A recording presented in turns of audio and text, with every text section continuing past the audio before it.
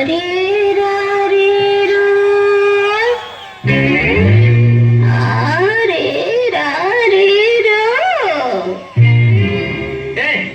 என்னது? தாலாட்டு. எது?